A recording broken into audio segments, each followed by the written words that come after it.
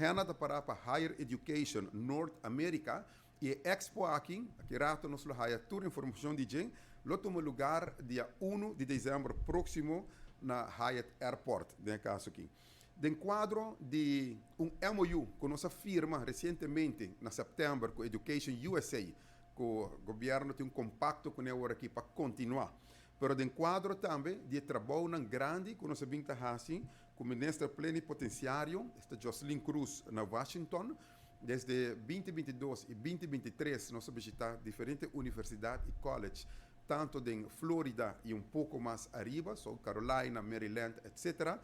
Também nós fazemos viagem para Canadá, onde nossa firma com diferentes colleges e universidades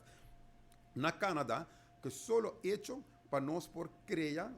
espaço para nós por haya em state tuition em vez de international tuition, onde o preço está baixa drasticamente. Para dar um exemplo, ora um estudante internacional, de caso que você paga entre 30 para 40 mil dólares por ano, e ora você haya em state tuition, maneira estudante local na América, o qual nós está logrando, essa aqui está baixa drasticamente para entre 15 e 18 mil dólares por ano, que está virando affordable, que é a lei que nós temos, e assim está quita também pressão voor de schouder die majoren que tem desejo para sonhar a possibilidade de ir lá na estudar na América em vez de Holanda.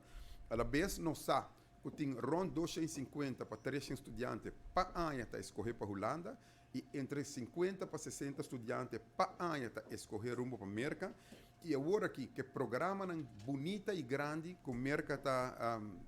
brinda-nos. Tanto riba parte acadêmico, pero também riba parte ora botão deportista, bota haya seguro toegevoegde waarde riba programa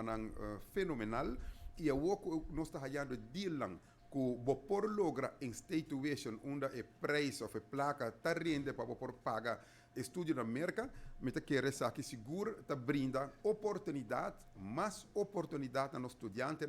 para estudar na América e hope viaja ora não acaba para som de visa etc. Não também vai ajuda nosso país, se nós chama brain gain e maneira nós sabe se não que vai Holanda, hope tá que da Holanda se nós chama brain drain.